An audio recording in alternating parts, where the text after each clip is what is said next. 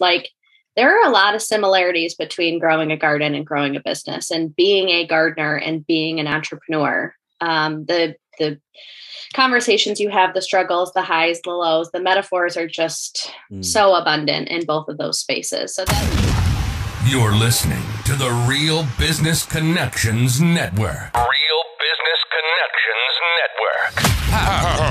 Powered by Balbert Marketing, LLC. Subscribe now and check us out at realbusinessconnections.com. Enjoy the show. Welcome to Rochester Business Connections, powered by Balbert Marketing, LLC, where I get the chance to chat with Rochester, New York's very best business owners, entrepreneurs, and thought leaders. I am your host, Ben Albert. Don't forget to subscribe, and remember, we don't do advertisements. My fee for this show is simple. If you gain value from the episode, personally share with a friend and explain your favorite part. Let's get started. Welcome everyone to Rochester Business Connections on the Real Business Connections Network. I'm here with Mershawn Hargrave. Mershawn, what's up? How are you? I'm good. Thanks for having me. I'm excited to be on the podcast this morning. You know, I'm excited to have this conversation. It's been long overdue. We met forever ago, and I know you're up to new and exciting things. You are the owner and founder of High Vibe Cowork, and I like that you guys are a little bit different. So when I first heard Cowork, I imagined the traditional model. And if someone doesn't know a co-working space, it's you come to the space and it's kind of like an office outside of home. So maybe you don't go to the office, you can go to the co-work and sit in a little cubby and be surrounded by people and socialize and network. But you're taking that concept a completely different route, right? Tell me a little bit about what you guys do at High Vibe. Yeah, so when I originally had the idea, there was going to be a physical space, but it has transitioned into a totally virtual community. So there is like co-working hours where we just hop on Zoom and have our to-do list of things to do and put on some good music and get stuff done. But the real core of it is more mastermind community. So we have daily meetings where I do it in small cohorts, and it's just like, okay, what are you working on and how can I help you? And how can we make progress this week towards your bigger goals? Entrepreneurship can be lonely, and it can be, we play a lot of mental gymnastics. And so being surrounded by other people who are doing the same thing and having the same fears and doubts, and also being around people who are having wins and like feeding off of that energy, it's just really powerful. So it is powerful to have that accountability, celebrate wins together. I mean this in the best way possible, but I'm imagining like a lot of teenagers these days, they walk around with their phone on them 24/7, doing the dishes, got the phone on them, walking down the street. So I'm like jokingly thinking to myself, what would a virtual co-work look like? Is there discussion? Do people have their cameras on, but they're just working with a camera on? I have this like goofy idea of having like 50 people with their cameras on, but all working. I just think it would be a funny thing to see. I know it probably doesn't look like that though. Yeah, I mean, it's a lot like us, most people have kind of their office. And so we start out on the co-working days, which right now are Tuesday, Thursday. And people come on and we kind of chit chat, again, I keep it in smaller cohorts. So there's some deep connections there. Mm. And so from there, we kind of talk about what are you working on? And sometimes I give it like an overarching theme of today we're focused on sales activities, because sales activities is one of those things that you can put on the back burner or find an excuse not to do every day. So saying, okay, today we're focused on sales activities, or today is kind of marketing and content creation. And so having that focus and direction. And then we kind of put on some music. Some people keep their cameras on, some people take them off, whatever they're comfortable with. I keep the chat open if people have, questions or stumbling over something. And then I try to get the vibe of what people are in the mood for. As far as music, I like a lot of lyricless music because especially when you're trying to create content, if you're getting distracted by the lyrics of the music, it can just throw you off. But it's a lot of like lyricless music. So those are my Tuesday, Thursdays. The Monday, Fridays are discussion heavy. So Mondays is what are you going to do this week? And let's put it into your calendar so that you have blocked time out.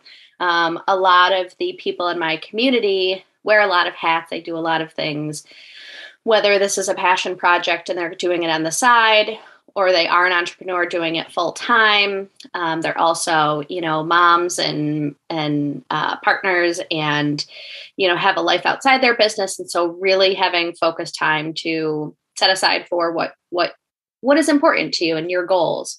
And then Wednesdays is my Millionaire Morning Mindset call.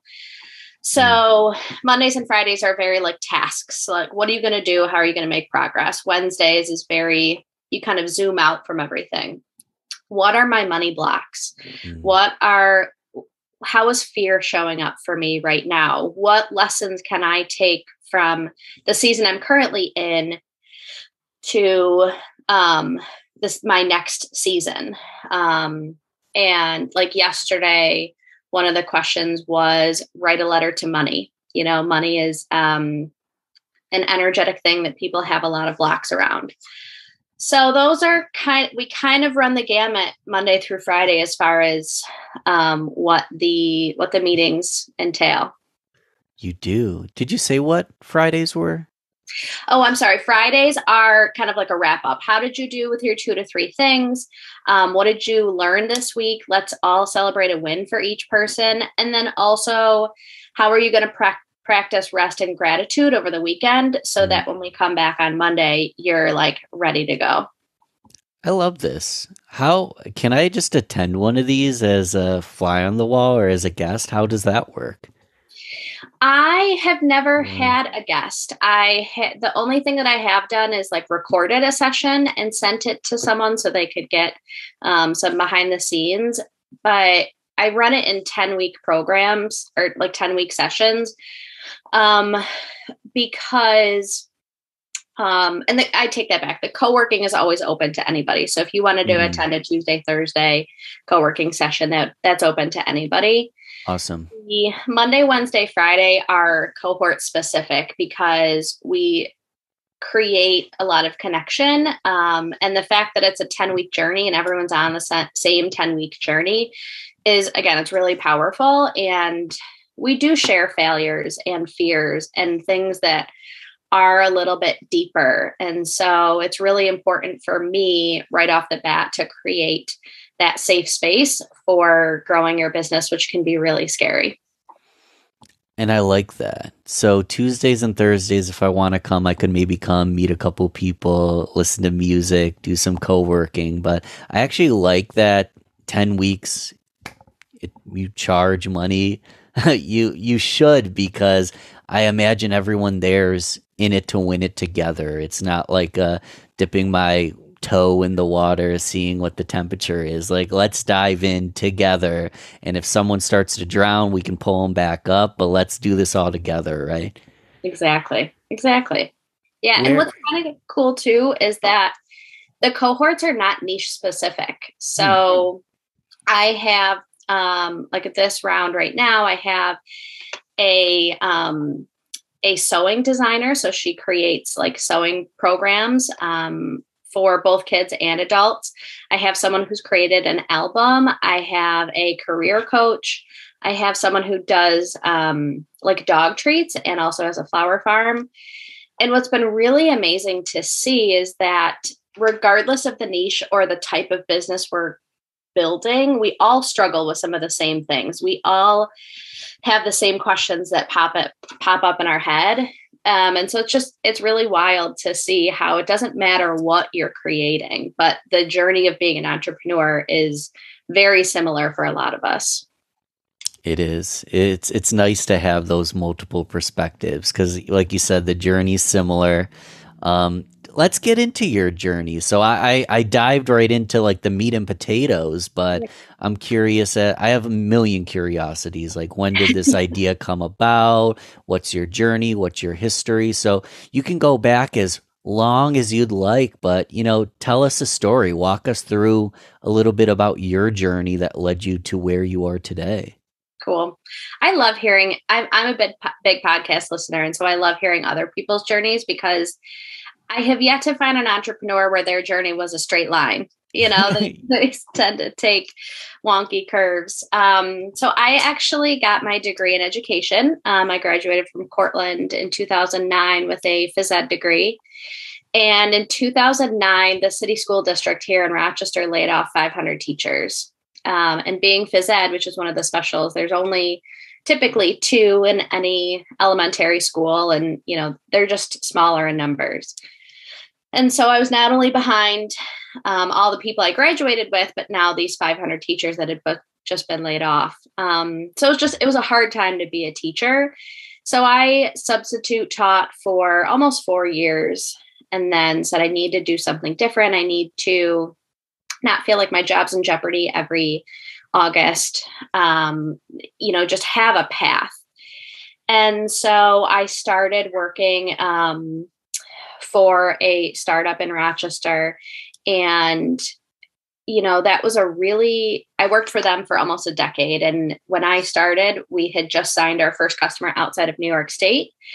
And when I left, we were in 27 states. And I got to wear a lot of hats at that company, both operations, sales, marketing, growth, onboarding. And so it was a really great experience. I was working with car dealers, so a very male dominated industry. And at certain points I was doing a lot of cold calling. So I was just on the phone dialing for dollars, calling into car dealers who did not want to talk to me.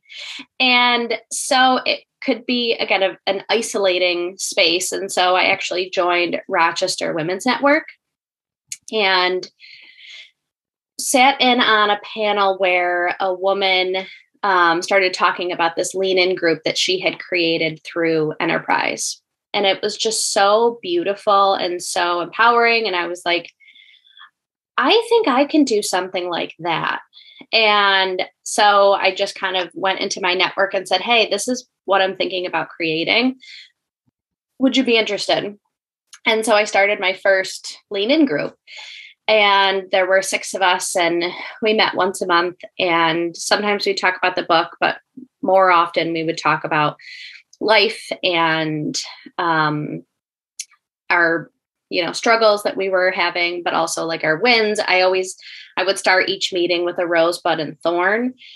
And so your rose is something great that's happening. Your thorn is something that you're struggling with right now. And then your bud is something you're looking forward to. And so it evolved outside of Lean In and kind of became a business book mastermind. And so I would leave every meeting kind of on cloud 9. And then I would say, how do I create more of this? So that's when I started to think about the physical space of High Vibe. And then 2020 happened and the physical space said, not right now. So it became a virtual idea. And I kind of fell into the 10-week cohort by accident. There were 10 weeks left of 2020 before the holidays hit, like really Christmas. We did work. We did like the week before Christmas was the last time.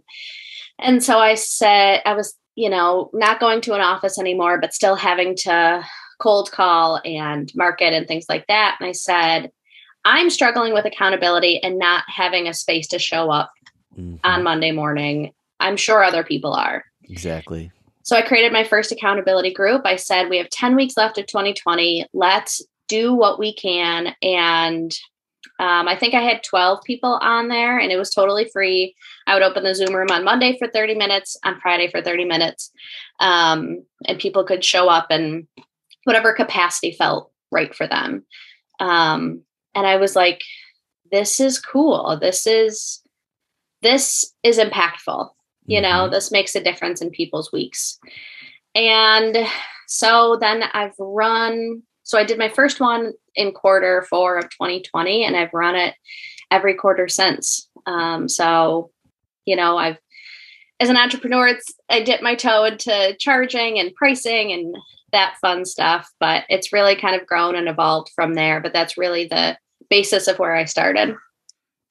It's incredible, and it's a work in progress. It's a conscious evolution, right? So it's you're learning through the other entrepreneurs, and by doing it and having a new group every quarter. I'm hesitating because I'm remembering back. So you said rose, bud, and thorn. Yes. I always like something fun and actionable for the note takers. So let's do that. And I'm going to do it in my head. I'll do it in my head, but I'll do it later. But let's write down rose, bud, and thorn. And what are the three again? So your rose is something that's going really well for you right now. And so like a rose in my business right now is that I have a full cohort of entrepreneurs this round, and it's just such a cool group that I get to be in their universe every week. A thorn is something that you're struggling with right now.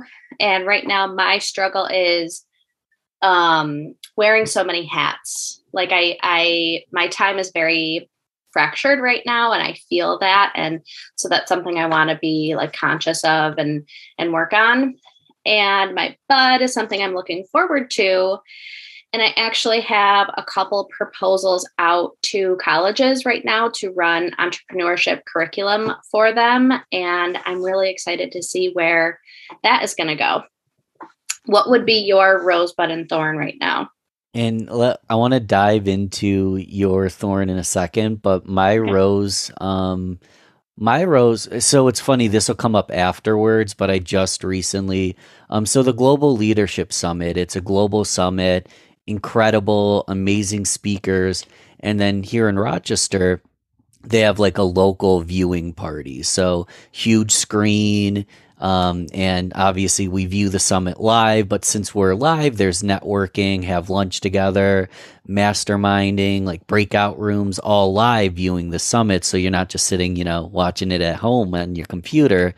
And they have different like speakers and panels during the summit break. So I was recently asked to be part of a panel in the Rochester version of the Global Leadership Summit. So I'm really excited to do that. It's funny because this will come out right after that happened.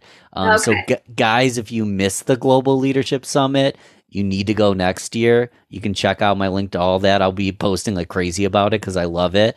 So I'm excited about that right now. So the bud, my bud's very similar to yours. So I have so many ideas and so many projects, because there's only one of me, and I'll be quite honest with myself. I get shiny object syndrome and I want to do lots of things. I'm not monetizing all these ideas. So I start it and I don't complete it. And my current marketing firm is where I make my money, but I have all these other projects that I feel like if I doubled down or created a team, I'd have more impact. So it's really, again, similar to you, just having so many different ideas and so many things I want to work on. Thorn, what was thorn again? Something that you're struggling with right now. Struggling with. Ooh, so that kind of is kind of a thorn in itself, learning how to monetize all these ideas. I love podcasts like you. I love listening to podcasts. I'm not just a podcast host. Like I like hosting, but I love listening, and I like guesting as well. So again, I'm creating more issues for myself, but I kind of want to pivot and be more involved in the podcast industry.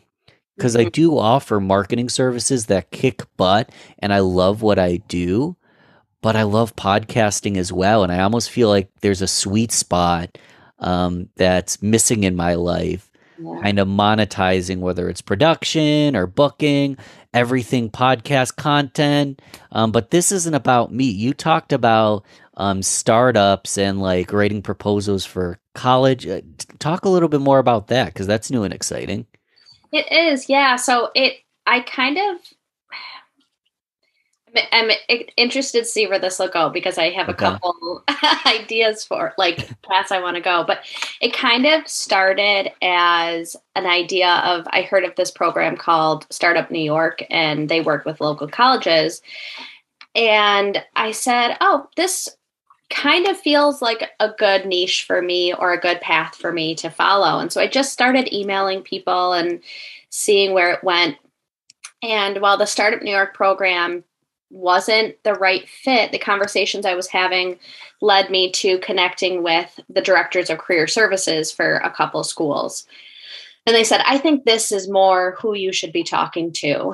And so I had those conversations and they were like, this is one of the schools specifically was like, we get feedback from alumni every year who said this is what they're missing in their educational career at our college.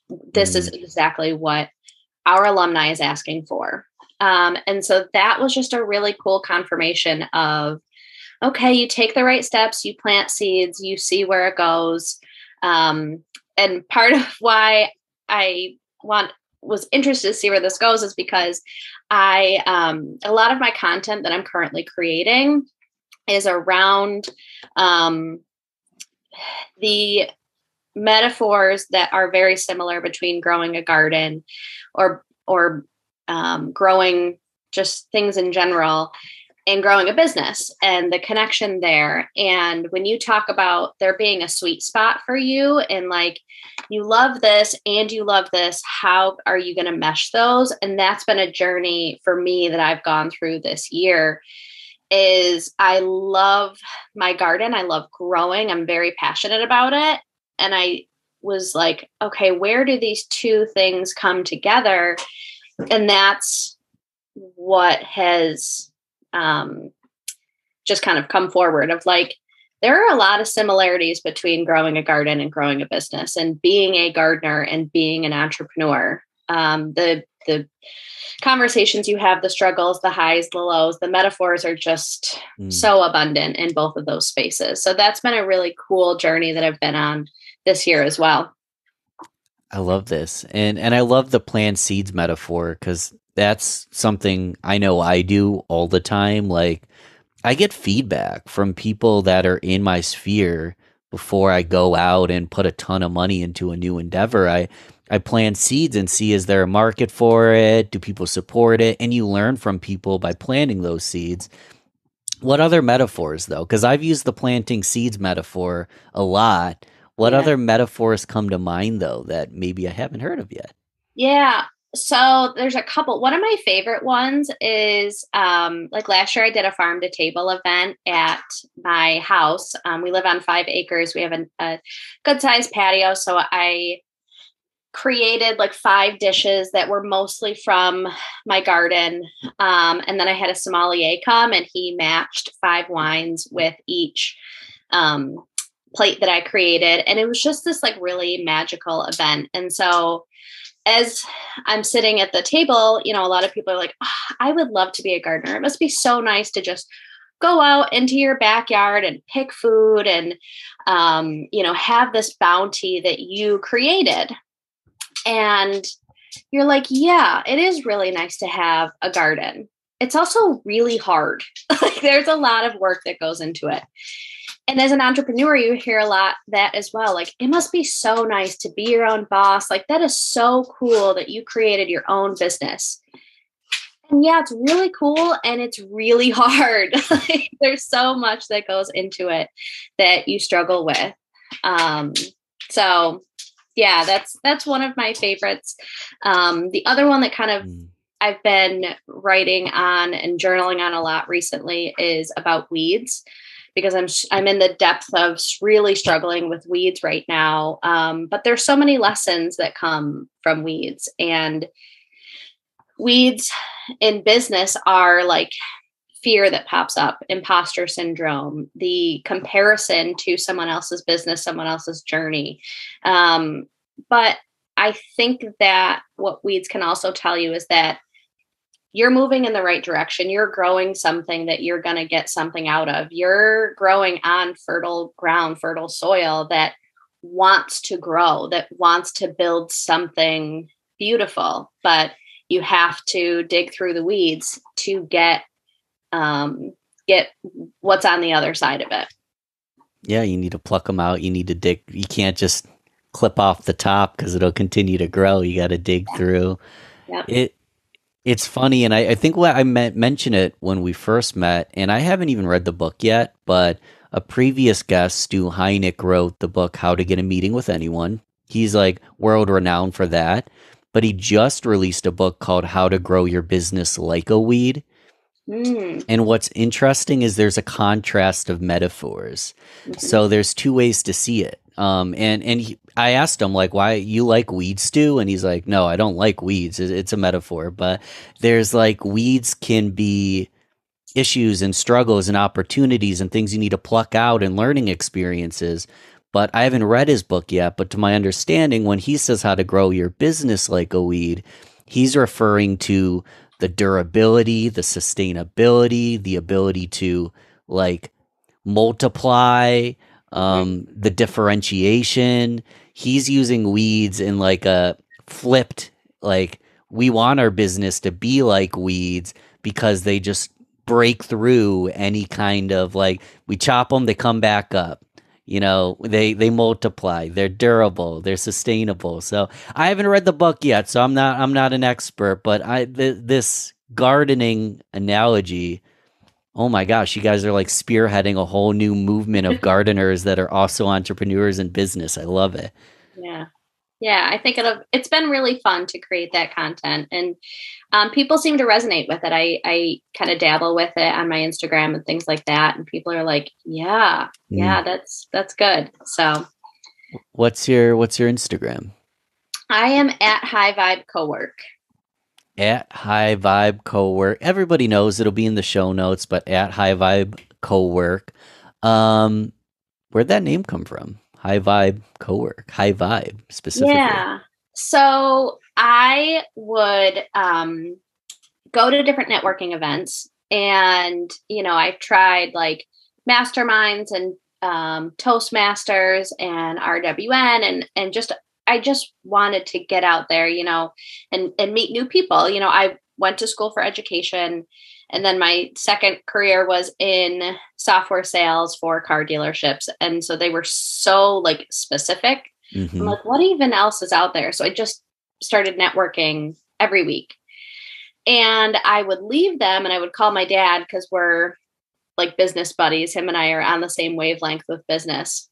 And he would ask me like, how was it? And I would be like, that was high vibe, or that was not high vibe. And that was kind of the barometer I would use for different events. And so one of those things like create what you're craving. And I was craving more high vibe spaces. And so I created more high vibe spaces.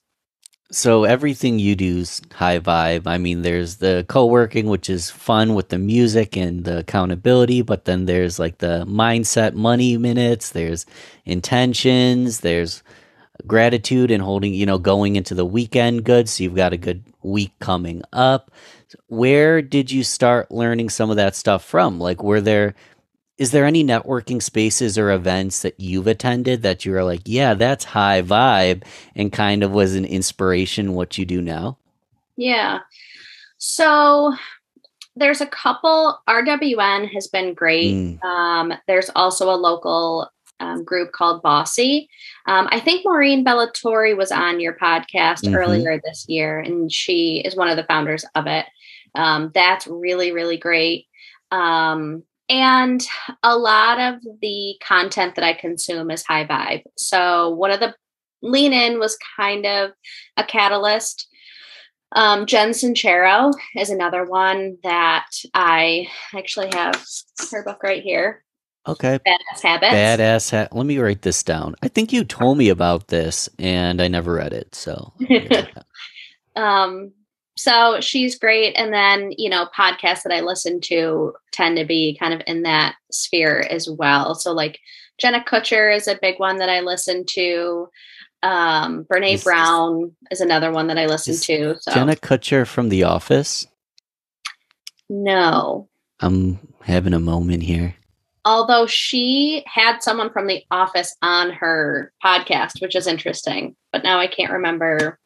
Someone at home's like, "Oh my God, Ben." I think the main character in The Office is Jenna, similar to Kutcher. So Yeah, because there's a podcast, Office Ladies, and yeah. I was wondering if that was it, so I got a little lost there.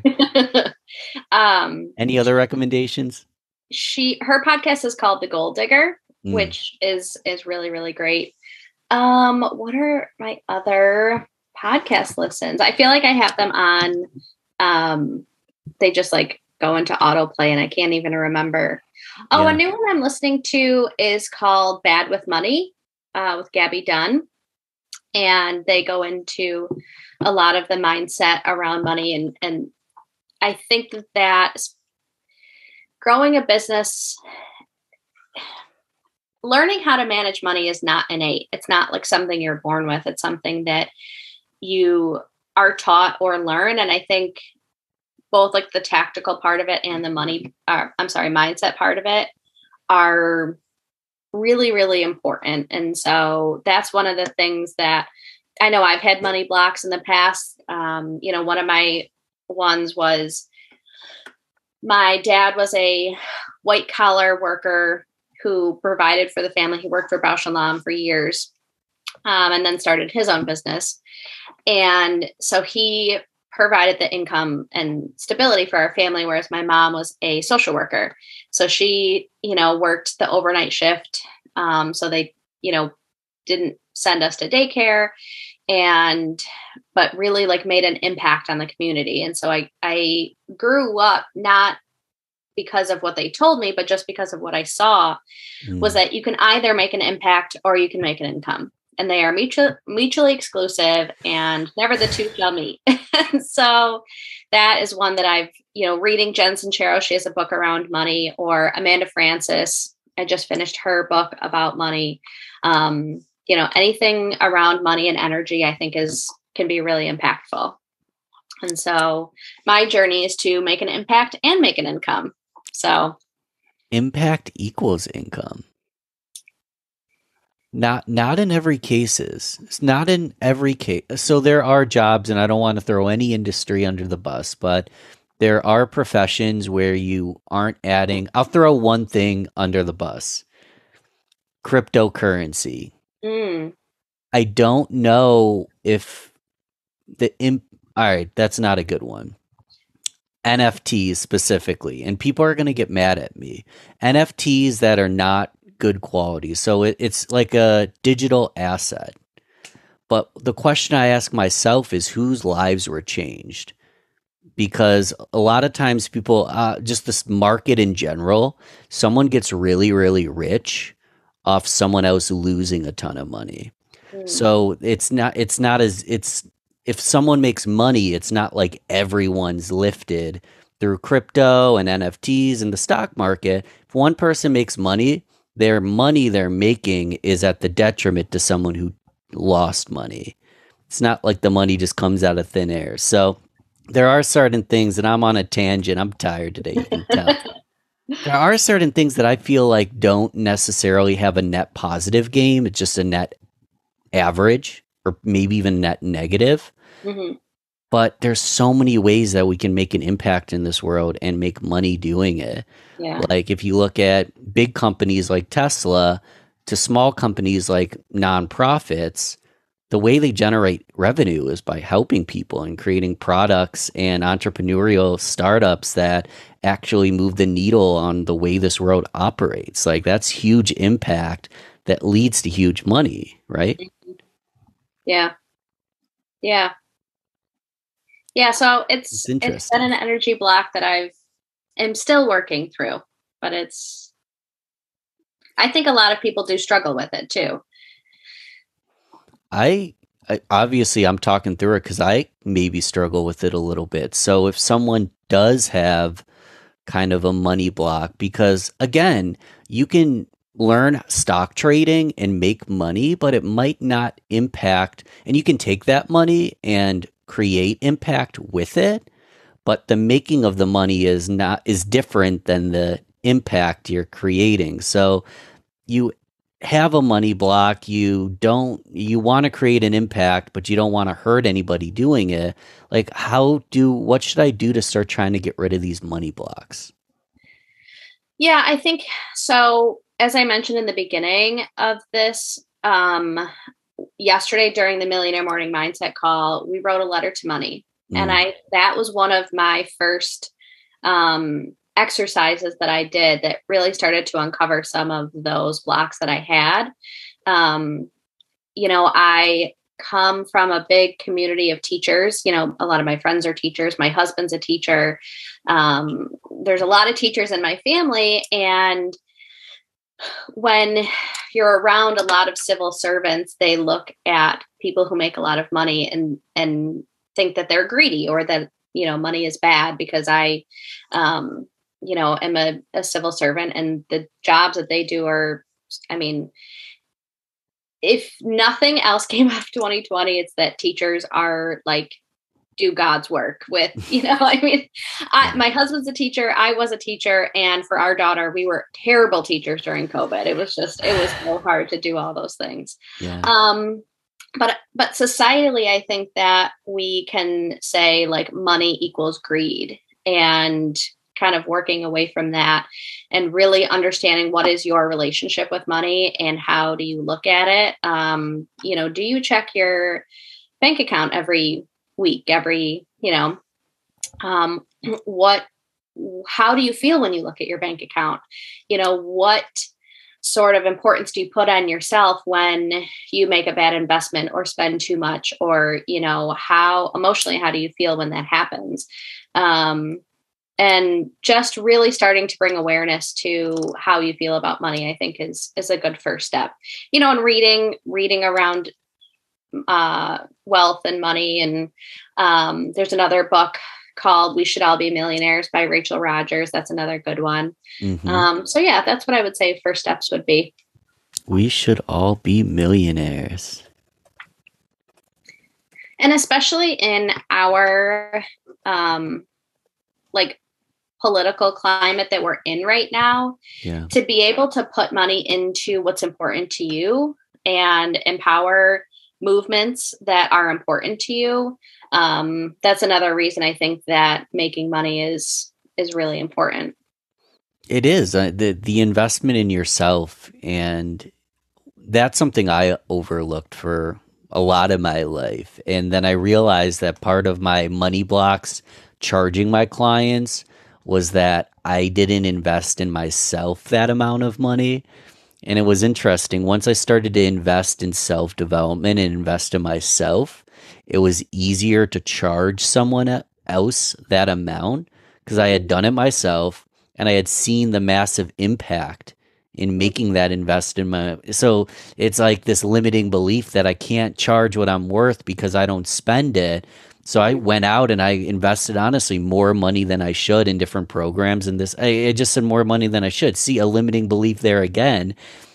And in doing that, it was easier to charge what I was worth because I realized the value of the actual outcome rather than the dollar sign itself, Yeah. Yeah. Yep. Well, cool. I took us on a huge tangent. I took full credit for that. I apologize for any listeners. I hope people are fact checking me and come in the comments and bring something else. I was also taking a lot of notes here. Badass Habits, the Gold Digger podcast, We Should All Be Millionaires, Rachel Rodgers. We've got a whole cheat sheet of stuff that we can start reprogramming our brain and learning some of this stuff, right? Yeah. Cool. So we kind of already did the rapid fire round accidentally because the rapid fire round just short, sweet. either or fill in the blank questions where I ask you about books and podcasts and stuff like that. So you already started it, so let's dive into it at like extra speed. Cool. And I often start with coffee or tea, Coffee. beer or wine, Wine. favorite time of the year. The summer. Summer going into fall, that's when my garden is really, really kind of wild and bountiful. It's a good reason to like that time of year, yeah. Favorite guilty pleasure, like, ice cream, anything like that. I probably shouldn't have this, but I absolutely love it. I love a good queso dip. Ooh, a good queso dip. And in that vein of just having fun and enjoying yourself, what do you do? So you're like me, you're always coming up with ideas. You love gardening. I guess that's your answer. So we can't do gardening. What do you do on just your free time where I'm just doing this for me? I'm going to relax. Mershawn needs a break. And I just realized a good answer is gardening. So let's get a second answer as well. If anyone's familiar with Enneagram, I'm an Enneagram 3, so rest is very hard for me. So I think sitting on the back porch and like reading a good book is probably my favorite place to practice rest. I like that. Tell us one more time. So high vibe. I'm all about the high vibes. I want to go into a networking meeting and like just talk telling everybody about it, taking lots of notes. More than anything, meeting incredible people. That's what you guys do. So how do I get in touch with High Vibe? What should social media, website? What should my next move be? Yeah, so I'm most active on Instagram as far as social media. So at High Vibe Cowork. I also have a website if you want to, just hear more about the programs and pricing and things like that. That's highvibecowork.com. And I also love setting up networking calls via Zoom. If you're in Rochester, then also, I love grabbing a cup of coffee. But yeah, I have a Calendly that we can put the link to that in the show notes if anyone wants to just hop on a 30-minute call and get to know each other better. Calendly, Instagram, all the socials, the website, we'll put it in the show notes. I do recommend, send an Instagram DM, start a conversation, and then move into the Calendly. Yeah. Because it's all about building relationships and helping each other, right? Yeah, totally.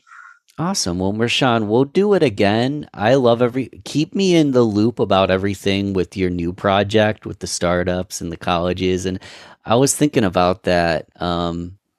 When I was in college, like I learned some marketing stuff and communication and philosophy, but I didn't really have an entrepreneurship class. Mm-hmm. Yeah. So it's a wild journey to be an entrepreneur. So even if you get out of it and you're like, oh God, that is not for me. Like you've taken something out of it, That we just talked about this. You invested in yourself. You might have failed, but the skill sets and the learning is worth the chance. It's worth the risk, right? Yeah, for sure. Guys, make sure you connect with me. We'll talk soon. It's all in the show notes. I'll make sure people connect with you. And I look forward to doing this again soon. Thank you so much. Thanks for having me. Thanks for listening to Rochester Business Connections. Don't forget to share this, rate, and comment on your favorite platform. You can also email me, ben@balbertmarketing.com. Let's connect soon. Until then, keep thriving, everyone.